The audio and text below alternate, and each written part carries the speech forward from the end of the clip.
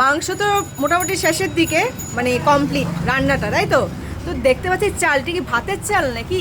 এটা আমার ছেলেমেয়ের আবদার হয়েছে, মা বিরিয়ানি করে দেবে। তার মানে তুমি বিরিয়ানিটাও পারো?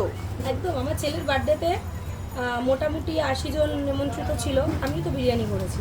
আচ্ছা, মানে আমার ছেলের বার্থডের ভিডিও সবাই দেখেছো, রিসেন্ট ছেড়েছি, অনেকদিন আগে না। বার্থডেটা গেছে 8 তারিখ ডিসেম্বরে, একটু দেরি করে তোমরা ভিডিওটা পেয়েছো। যাই হোক, তো ওখানে ভিডিওটা, বিরিয়ানির ভিডিওটা মানে আমার পার্সোনালি শ্যুট করা আর হয়নি, তো কারোর পেজ থেকে হয়তো পরে তোমরা দেখতে পাবে। আমি বিরিয়ানি করতে পারি, বিরিয়ানি করি, মানে চিকেন মাটন দুটোই? দুটোই। আচ্ছা আচ্ছা, চিকেনের দিয়ে মাটন বিরিয়ানি করা আরও সহজ। বাহ। তাহলে কেউ যদি অর্ডার করে তাহলে তুমিও রান্না করতে পারবে, তাই তো? আমি অর্ডারে রান্না করি তো, রিসেন্টলি 150 জনের একটা অর্ডার করলাম, তার আগে 200 জনের 3 ভাগে অর্ডার ছিল, যেমন একটা বৃদ্ধাশ্রমে ছিল 60 জনের অর্ডার, আর সিঙ্গেল সিঙ্গেল ছিল 2 জায়গায় অর্ডার।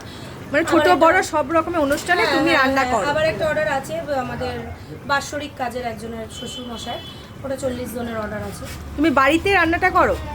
আমার বাড়িতে করি, আমি কারো বাড়ি গিয়ে করি। বাড়িতে করে তারপর নিয়ে তুমি দিয়ে আসো, যদি তাই তো? তারা বলে ডেলিভারি নিজেরা এসে নিয়ে যাবে, নিয়ে যেতে পারে। যদি তারা বলেন আপনি ডেলিভারি দিয়ে যাবেন, সেই ব্যবস্থাও আছে। তাহলে আজকে তাহলে ছেলে মেয়েদের জন্য আজকে বিরিয়ানি রান্না করবে, তাই তো, দোকানে? একদম। আর কোনো কাস্টমার যদি আবদার করে বিরিয়ানি একদম খেতে পারবে। খেতে পারবে, তাই তো? তো বিরিয়ানিটা রাখবে না দুপুরবেলায় হ্যাঁ, দোকানে? দুপুরে থাকবে তো। থাকবে, মানে আপকামিং আসছে, আসছে, মানে চমক আসছে, তাই তো? চমক আসছে।